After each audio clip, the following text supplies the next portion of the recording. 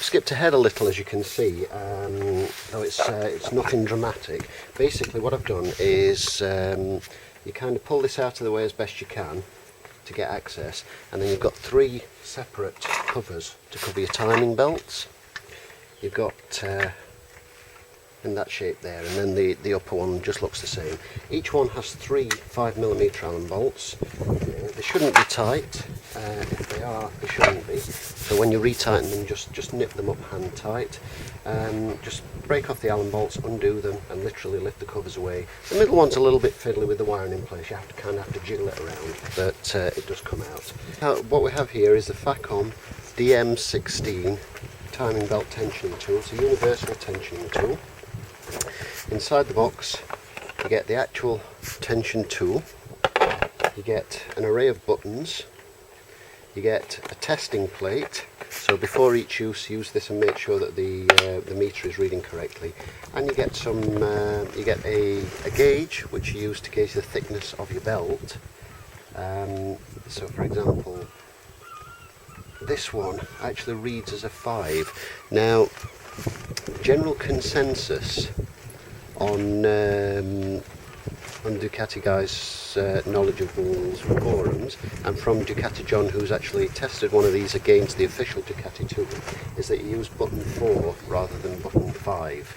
And instead of taking the reading from the top of the top line, you take the reading from the bottom of the top line. Just for curiosity's sake, I'm going to take a reading with both and see what kind of difference it makes. Button 5 though is considerably thinner than button 4. But these are your instructions, if you can see those. I'll actually explain how the tool works as I go, because to be honest they're not very clear. I found them quite confusing until I could actually see the tool and see how it works. But essentially what you've got there is a plunger, and these readings take the actual tension of the belt.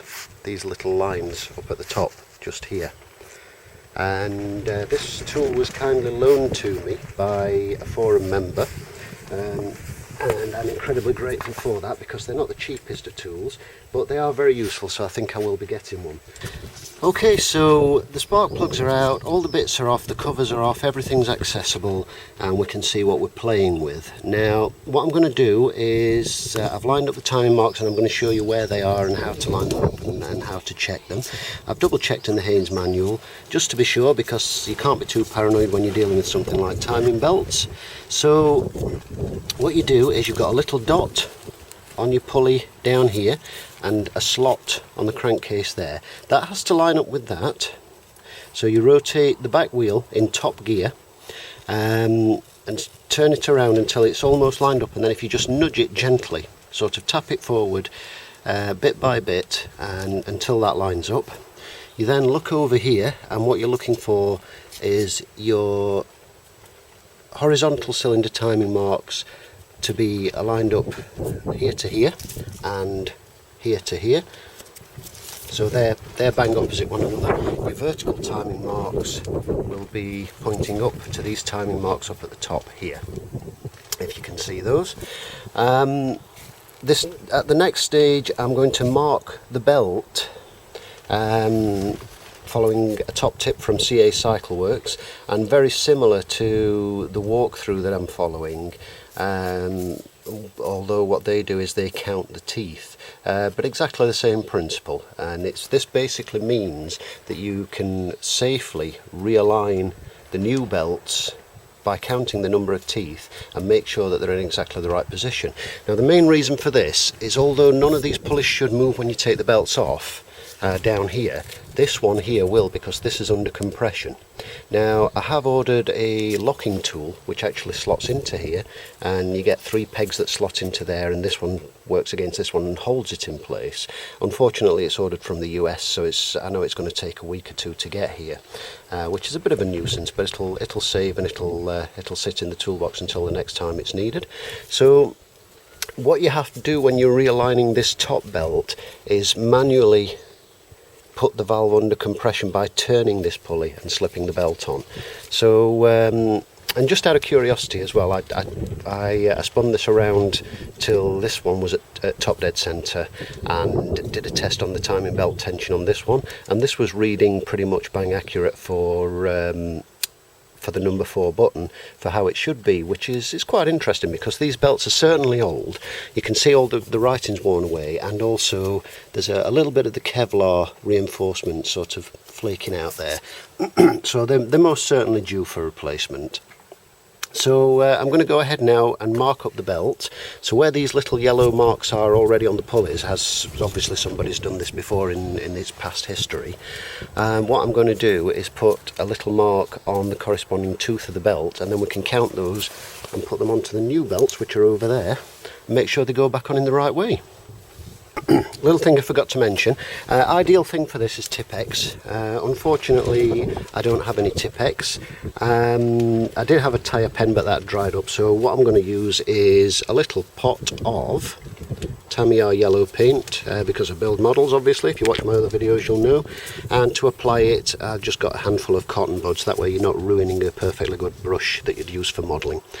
Right, I've just slackened off this. It's 12mm bolt. This is the tensioner down here, and as you can see that rotates and either adds or removes tension to the belt.